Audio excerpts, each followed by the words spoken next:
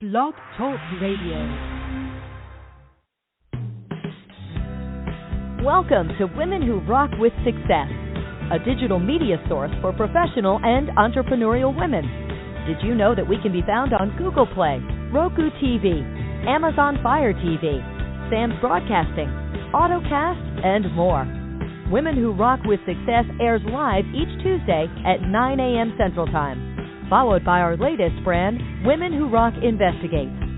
We handpick professional women in many areas who can provide credible information in their field to build your business and lifestyle. To learn more about us, just visit our website at www.womenwhorockwithsuccess.com. And good morning, and welcome to Women Who Rock with Success. This is your host, Ms. Diane Winbush, and today we will be talking about business, and we will be talking about how to get your business back on track. Many times we may get off in some areas as to where we need to be, and, of course, we have to know how to have the right tools and strategies in order to be able to get our business where it should be. So today we have a guest in the studio, and it is none other than the mind designer, Natassia. So good morning and welcome to the show. Good morning. Thank you for having me here. It's so nice. Great. So just start off, we're going to start off a little bit and learn a little bit about you, perhaps maybe growing up, and then we'll lead into how you came about as to designing this type of brand for women.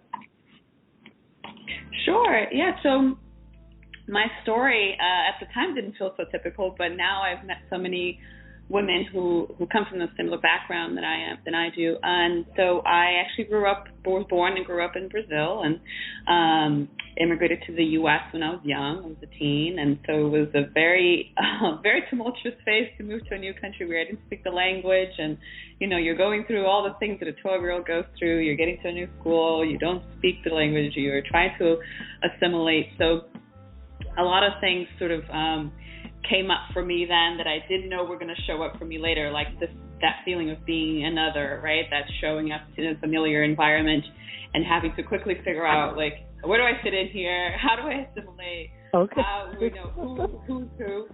And so that really shaped my worldview in a lot of ways, because when I then later on just accidentally got involved in the tech industry in Silicon Beach in LA. And I say accidentally because, I don't even know where this came from, but one minute I'm working for a fashion designer, next thing you know, I'm being recruited by a tech company to do business development. And from there, I just sort of thrived in that environment, because I really do love the startup environment. I love getting into the bottom ground, the ground level of a new company, and helping people get started, and getting into wearing all those hats that comes with being in that startup phase, right? Because when you're a team of 4 or 6 or 8 and you're growing, everyone has to wear multiple hats. So while I was in that environment helping these startups with business development and marketing and sales, I started to notice a trend, and that was that all of the startups that I worked for in Los Angeles had a very similar looking and sounding startup and founder group, right? So the CEOs all look the same, and the founders all look the same, and the boards all look the same. And so I became interested in figuring out what's really going on here. Why is there such a gap between people with ideas, and I know there are all different kinds of people with ideas, and the people who actually end up in leadership. And from that moment on, I just decided to really study that, and I left the tech world to actually get certified in coaching. I came back with this idea that I was going to help diversify, the atmosphere or the industry. And from then on, I just been really interested in helping people with interesting ideas who don't see themselves represented in corporate leadership really get to a place where they are comfortable taking on that role of CEO, and they want to create better environments for their teams, and want to create a more inclusive and just more modern corporate culture, right, where everybody feels like they belong. Absolutely, absolutely. So we know that business can be a challenge. It can be a challenge starting out, sometimes in the women's especially. We have fears of starting a new chapter in our lives. We don't know where to go. We don't know where to look, and we don't know who to lean on or what have you. So what were some of the things that kept you thriving for business in order to be able to help women in the areas of what you do of coaching, consulting, and giving them strategies of how to be able to maintain their business? So I learned the hard way. I went the way that a lot of first-time entrepreneurs go, and it's I'll do this myself, and let's see what happens. So I now advise against that route. You don't have to go at it alone. Even if your intention is to do a soloprenneurship where you're always going to be running things by yourself, don't do it alone. And so I did. I learned the hard way. I started a business by myself, and just, all the fears that come up, I went through all of them. So fear of failure, fear of success, fear of exposure, money mindset stuff, all of those things. And so luckily I am very opportunity minded. And so because I kind of had this guide that I created for myself when I was starting my business, and I saw the fears that came up for me, and I figured out ways to deal with them. I did put that in a book, right? So I launched a book last year called The Perfect Launch Plan, and what I do in that book is I actually do take women step by step through the launch process, but I address the fears that come up too. So while I definitely give you pointers on setting up a business plan or figuring out your business model and creating your business plan, along all those steps, I also address each of the fears that came up for me in those processes. So if they come up for you, you have a way to deal with that. But number one thing is definitely don't do it alone. Whether that's finding a community of other entrepreneurs or obviously getting a coach, which I strongly advise for, because it's such a it just really, it gets you so far ahead. Or whether it's a mastermind, maybe it's just even a friend or somebody who's sort of going through a similar journey with you. Not being alone and having that sounding board can make the biggest difference, right? Between you just making a mistake in a vacuum, or you having that space to put that idea out first, get some feedback, get the criticism out of the way so that you can sort of fight against it or give better examples for it. So I'd say just don't do it alone, first and foremost. Absolutely. Because when I first got started out working with the women and other audiences, so of course, you want to do it by yourself. You try to protect what it is that you have. It's like you're the invent me, and so you don't want anyone else to know about what it is that you have or that you have created. So one of my biggest issues was networking, and so that was something totally new for me. And so I stumbled and I got up and I stumbled and I got back up and what have you off of some of the strategies that I needed to learn about the effective ways of networking. So no, we cannot do this alone, and that is a very great factor that you brought out in regards to helping women to be able to thrive, over the fears of what they are trying to get to as far as their levels, their chapters in business and marketing, advertising, whatever their brand may be. So great. That is absolutely great. So talk to us about the mind designer. Tell us a little bit about that. The first thing I think about is when I hear the word mind designer, I'm like, okay, this woman here is going to come in and she's going to pick the mind and she's going to determine what type of algorithms that the entrepreneur is working with, and I guess she's going to fix it. So talk to us a little bit about that, of the mind designer, and why you chose that name as a niche. Yeah, absolutely. Just to go back to your point a little bit, one of my favorite quotes is, your network is your net worth, right? So really the people who are around you are the people who are going to be there supporting you, or also, who knows, getting you connected with possible clients or helping you figure out a better strategy for your launch. So yeah, really work on that networking. And nowadays we can do it in our pajamas from home. We don't even have to get dressed to do it. When I was starting out, it was like I used to go to events 3 times a week at least to meet new people. Now I just do it all over the computer, and there's so many wonderful groups out there. So there are definitely different ways for us to network today, but networking is extremely important. So the Mind Designer really came about when I finally got my business going and it was thriving. I realized that what really pushed me over the edge, it was not business strategies. It wasn't knowing exactly how to market. It wasn't having the perfect funnel. It wasn't having the perfect product. It really was the fact that I had gotten over those mental hurdles, right, that were really keeping me stuck. And so having gone through that process and having helped other people go through that process and realizing that ultimately your mindset, your limiting beliefs are the things that are going to get in the way of you running a successful business, much more so than lack of capital or any other things, right? So the Mind Designer really felt like an appropriate thing. And so when I think of the Mind Designer, I actually think that the people that I work with are their own mind designers, right? I work with people and we co-create a mindset that's going to better serve them. There's so many things that we're carrying around that really no longer serves us anymore. They did at some point. They protected us. These fears definitely kept us safe. But now they're not working for us anymore. So I work with people to really, like I said, get over those hurdles. But firstly, identify them, right? I think a lot of us were walking around and we're not really sure what's really getting in the way. So until I get together with my clients to explore what's coming up, then once we identify, we can find strategies that work for them.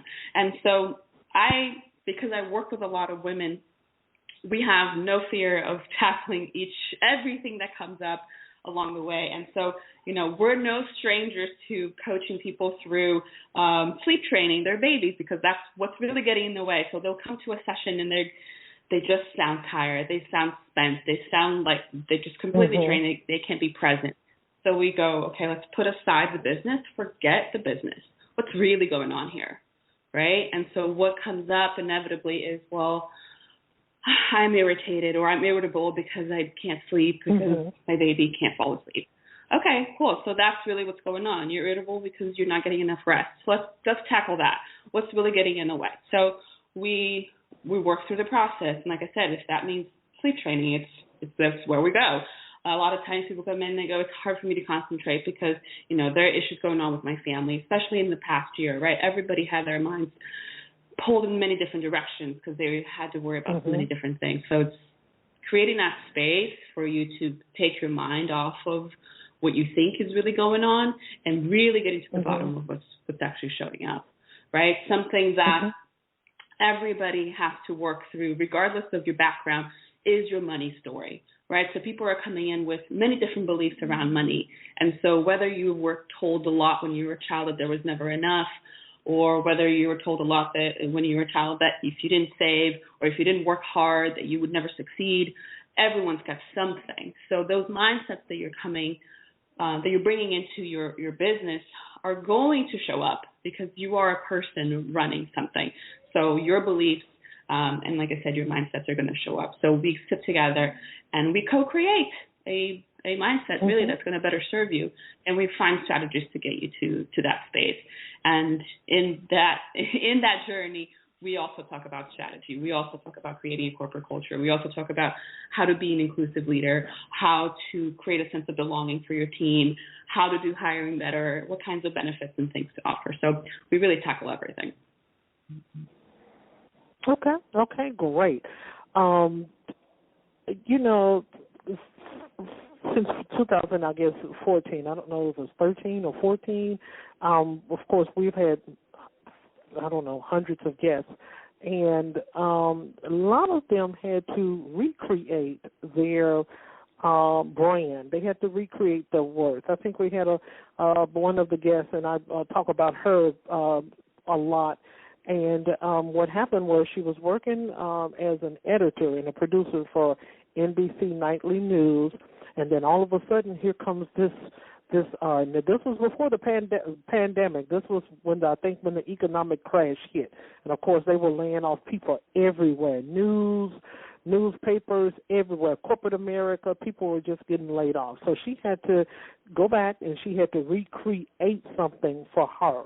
So let's discuss a little bit, and we're going to get a little bit back into your book, too, after this question. So how important do you feel that it's a factor for a woman to have more than just one idea? So sometimes you may come across a woman, she's a health administrator, but she has a consulting business.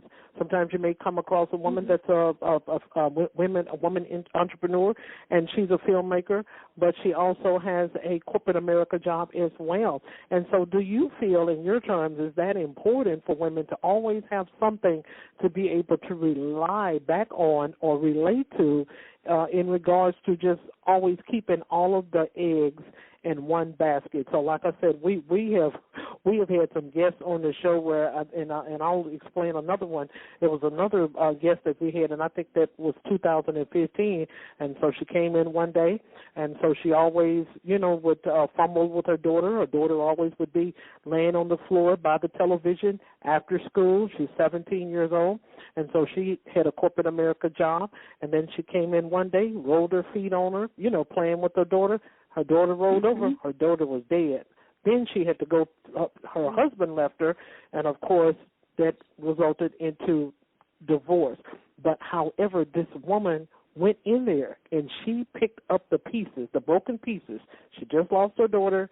She just lost her husband, but she was able to create a six-figure digit income regardless of, she went in and she moved everything out the way. She quit her job. She didn't lose her job. She just quit it because of some of the challenges that she had went through emotionally and physically. And so she just went in and cleaned the surface off and said, I'm going to go back and I'm going to rebuild something as a consultant. I think she has like a consulting business too. And she built it from a six-figure income all the way up from zero. So in your terms, from the experience that you have had, how important do you feel that it's a factor for women to always have something to be able to go back to? If this does not work, then I have something else to rely on, because now that's what you see women are doing in the tech world, in the consulting world, in the filmmaking industry. They have two. If this don't work, I sure can step over to this cause here, and I still can be able to have something to be able to manage and keep moving. Yeah, so what that makes me think of is that, that question that everybody gets asked when they're a kid is like, what are you going to be when you grow up? And I think that's such a silly question, right? Because I think it was Michelle Obama even that said that you don't stop. You don't just grow up and then you're a thing and that's it. You keep evolving, you keep changing. And so I think what would be a better question is like, what are the things that you like to do, right? Because you can have many things that you like to do without having to define what you want to be. And so do I think it's important for women to have something else? I think it's just natural. Yes, it's important, but I think everybody just kind of has that, right? I think that a better question to ask yourself is, throughout your day and your interests and what you do, regardless of where you go to work, what kind of problems do you have? Because if you have problems, then there are ideas there to solve them. And every time you have an idea to solve a problem, that's a business. That's a potential business, right? And so I think that right now we have come to a place where we're requiring more, we're asking more of our employers, we're asking more of our careers. We want to make sure that we're fulfilled, that we have a passion, that it's something that if we're going to wake up and do work every day, that it's something that we understand why we're doing, right? That we feel a sense of purpose. And so, again, that idea of like, what do you like to do? What problems can you solve? It's going to come naturally to most people because we all have something that we can probably solve for, or we all have different things that we like to do. So in my personal life, I am passionate about diversity, equity, and inclusion, but I'm also really passionate about working with individuals to tackle mindset stuff, which a lot of times is not going to have anything to do with corporate DEI. But I'm also passionate about fashion because that's my background. And so, yes, like currently, one side of my business could potentially stop tomorrow, but it's not going to stop me from working, because I still have DEI consulting, right? And I still have my ideas if I want to go back to the fashion world. Or I do have experience now with coaching through parenting. There's problems there that I can solve. So again, it's like the moment you sit down and you figure out what are the problems in my life that I'm already solving, I can tell you there's definitely a business there, because other people have that problem too. And if you have a way that you found to overcome that, then that's how you're going to be able to help other people. And if you can help other people, that's a business for sure. Okay, perfect. Okay, and so back to your book. We have just a few minutes left. We want to be able to dive also a little bit more into that. And so, what are 3 takeaways? We're going to spotlight 3 of them. And I know you have told us a little bit about what the topic and the title of your book and some of what it is about. So tell us a couple of takeaways that you would love for the audience to be able to get from your book. Well, the thing that comes up first, and this is something else that's in the book too, at the end of every chapter I give my readers a permission slip, right? So basically I say it's okay for you to do this thing. And I think one of the first things that I have in there is you're allowed to want more, right? You're allowed to ask for more. So I think a lot of times we kind of grapple with this idea of, well, I have so much around me, or, well, I'm already doing all this work. But you're always allowed to ask for more or want more of yourself, of your job, of your business, of, your passion. So you're allowed to want more. So that's my permission slip to everybody here. If they're wondering whether or not it's a good idea for them to go through with the business, wondering whether or not it's a good idea to keep their full-time job but try to do something on the side. If they're wondering if they can grow, you're allowed to. You're allowed to ask for more. You're allowed to want more. So I'd say start there. And then, yes, this other idea of just the permission slips too. I think a lot of times we sort of forget that we have ownership over what we want, what we need. And so really reminding yourself that you can and you're allowed, right? You're allowed to have wants and needs, but also you're allowed to make mistakes. I think that's the biggest lesson in the book, is that I go through a failed business, my first failed business, to get you through actually launching something successfully, right? So failures are such an important part of entrepreneurship. And if you're not failing, you're not learning. And if you're not learning, you're not growing. So get really cozy, get really comfortable with failure. Start to make it your best friend, because every time something doesn't go the way that you want it to go, you want to find that lesson in there. You want to go, okay, cool, that didn't work out. That means that I found one way that doesn't work. What's the other way that I can try? And keep going from there, because I certainly was paralyzed by this fear of failure for a very long time.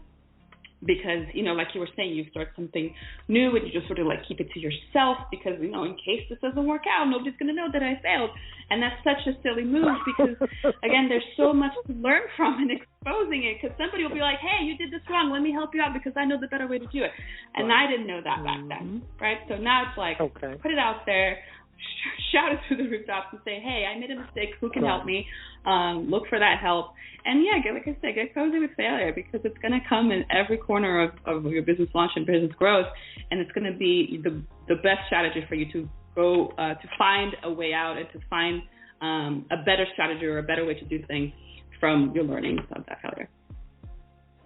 Absolutely, because I think a lot of times that's the reason why women, sometimes they procrastinate in some areas when it comes to starting their niche for business. They, they think about the failures, but some of them never try. Nothing beats a failure but a try, what they used to say when I was coming up in school. So, that's a very, very great response. So what we're going to do now is you can be able to share your book and where they can be able to find it. You can also be able to share any social media handles where the audience can be able to follow you and where they can be able to connect with you. Sure. Well, my website is theminddesigner.com, and I'm on Instagram and Facebook at theminddesigner, so you can always find me there. And my book, if you don't want to support Amazon, which I know a lot of my clients now don't want to, it's available on my website, so you can find it there. However, if you want to get it through Amazon, it's on Amazon as well, and it's called The Perfect Launch Plan. Obviously, it's a cheeky title because nothing is perfect, so it's the perfect launch plan. And it's, again, can be found on Amazon, and I'm at the Mind Designer and on the social media areas. Okay, great. So, audience, we have heard it all, or most of it all. Anyway, you'll have to get the book, and then you can be able to follow her a little bit more, so you can learn more about her strategies as well as her consulting firm. Again, this is Diane Windbush, and we thank you so much, Natassia, for being our guest on today on Women Who Rock with Success. Thank you so much for having me on. Hopefully I was able to share some valuable insight with your audience. Great, and have a great day. You too. Bye-bye.